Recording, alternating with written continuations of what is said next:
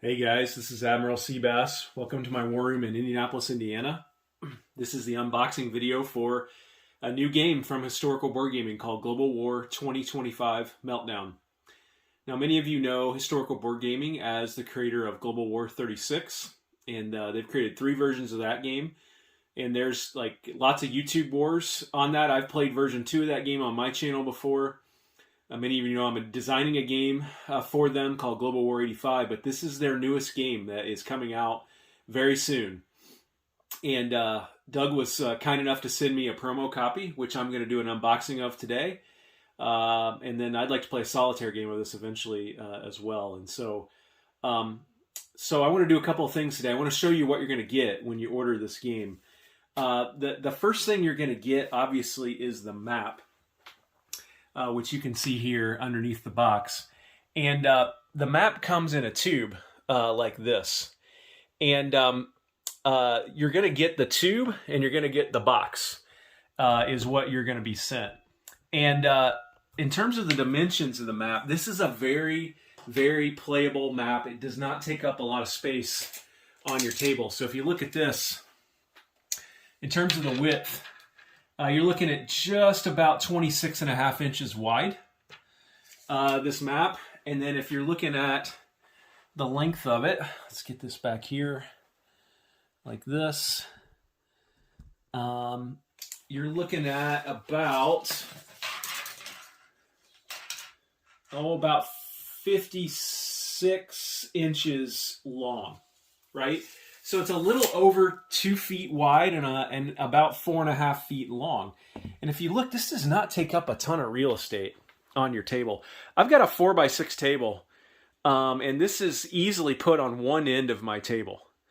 And you can see here, like I've got this set up here, and I got the prototype for 85 set up on, that's a 3x6, which I'm not even playing on all of it, for 85. And you can see this is a very playable map. And that kind of goes with the theme of this game as I understand it, which is a fast-playing game that you can get on your table quickly with your friends. And so let's look at some of the details on the map.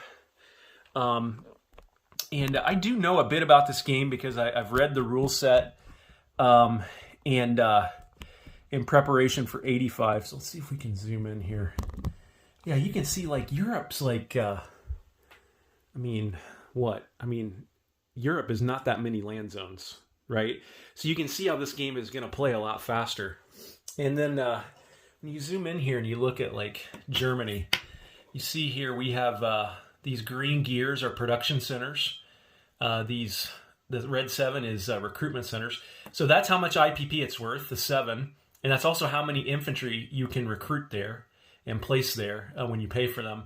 And then the 5 is how many other unit types you can build there as well, although you can also use this capacity for infantry as well. That's your air base, and each air base has a different symbol based on what those countries are using for their fighters. And this V means it's a victory city, which is important. And obviously you've got your ports here, etc. And so it's just a beautiful map. And then down here at the bottom, you've got a tracker for your victory points. Right, and so let's just do a flyover here for this part. So you got Russia here, the Caliphate, India, the Pacific Coalition, Western United States. And then you got these blow-up boxes, which will really help you with some of the tighter areas on the map, like Korea, Taiwan, and the Middle East, where Israel is. See there, that would get pretty crowded. So you got a blow-up box down here that will help you out. So we're going to get into the game later. There's 6 factions in the game. There's the Pacific Coalition. They're yellow. There's China. They're red. Oh, wait, let's start here. There's the Western Allies, which is the Pacific Coalition, the United States, and NATO. And there's the Eastern Allies, which is Russia, China, and the Caliphate. Okay, so it's a 2 to 6 player game. And you can just see the map here. It's just great. Victory point tracker. Yeah, I don't want to go on and on, but that's basically the map.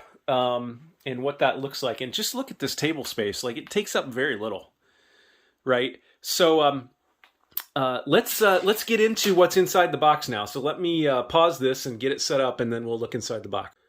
So first of all, I really got to hand it to Doug at HBG for even providing a box for this game. I know it's something a lot of us have been asking for, and he provided it. And so you can see you got the front here, HBG, Global War 2025. And then down here, you've got all the factions that are in the game that I just went over. And then on the back of the box, let me see if I can turn this over. You got a nice picture here of what the game looks like set up, and there's a description of the game. So kudos to Doug for actually providing a box for us. And you can see here, this is going to fit.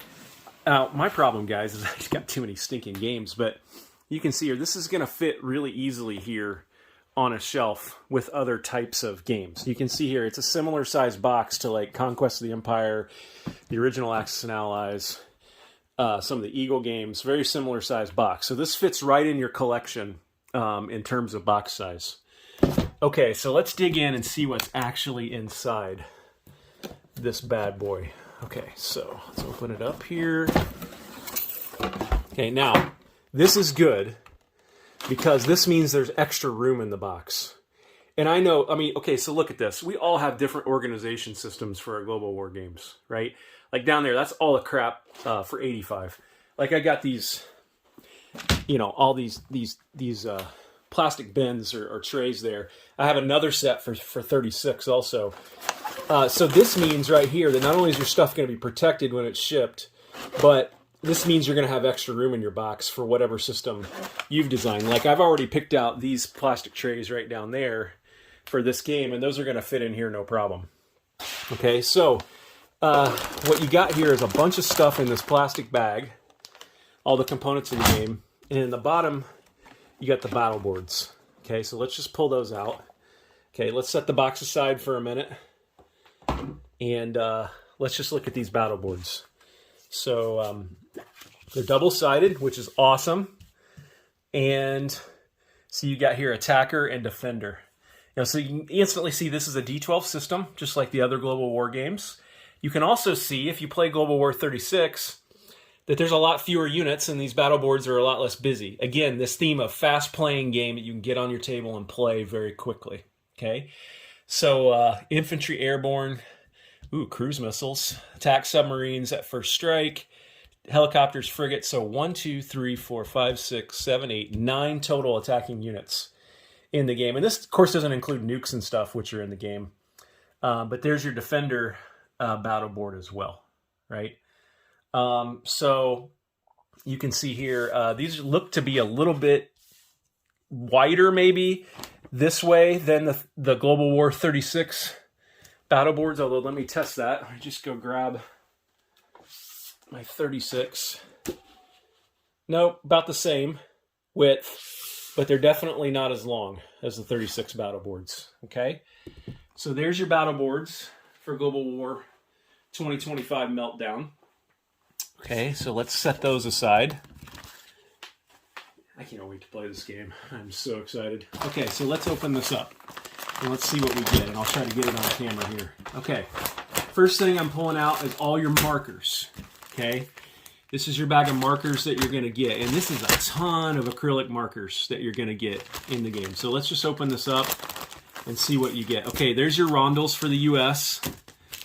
There's your rondels for the Caliphate. Looks like about 10 each that you're going to get for each major faction. There's China, here's NATO, here's the Russian Federation, and here's the Pacific Coalition. Okay, looks like you're going to get about 60 faction rondels in the game. Okay, and let's just see how these will look. I mean, let's just say hypothetically, this will never happen in one of your games, right? So let's just say hypothetically the Russians come down here and take Spain. Boom. Sorry, Spain, you're now under Russian control. So that's how that looks.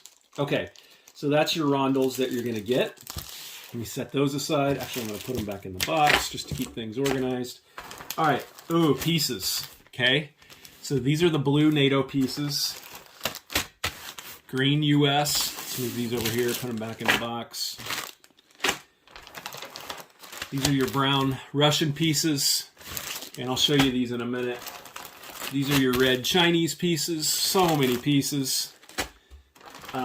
These are your yellow Pacific Coalition pieces. And then these are your black caliphate pieces. And my dog's going crazy upstairs. Somebody must be at the door. So anyway, all right. So, oh, I see something cool in there. Let's look at the pieces real quick. Let's look at NATO since we're looking at Europe. Let me open this up. Show you how these look on the board. There's an aircraft carrier. I believe that is a Ford class carrier. Here's an infantry. What else do we got in here? I believe that's is that a frigate or a destroyer? I don't even know. A lot of these pieces are new to me. Next generation, or a main battle tank right there. Here's an LHD, which is basically a transport. Oh, look at this. Here's a helicopter, and that looks like an AH-65 or a 64 sculpt for a helicopter. So look at that stuff, man. That is great. That's what the pieces look like. Again, I'm going to set this whole game up and show you what it looks like set up. Just wanted to give you a sneak peek. All right, look what you get here. Coasters. Coasters, look at this. So you get, that looks like Pacific Coalition and Caliphate on the back. Same thing there. That's Russia and China on the back, and that's the US and NATO on the back. So plenty of coasters for you to play the game or put your drinks on. Okay, now look at this. These are the faction dashboards. Check these out. So every faction has their own dashboard. And you're going to put these around the board, and they tell you what units you can buy, how much they cost. You put your nukes on here and your missiles and your place units box. You got a place up here to put your IPP chips to keep track of that, your special abilities. Everything you need to play the faction is on these faction dashboards. It's going to be a really easy way for you to track what you do in the game.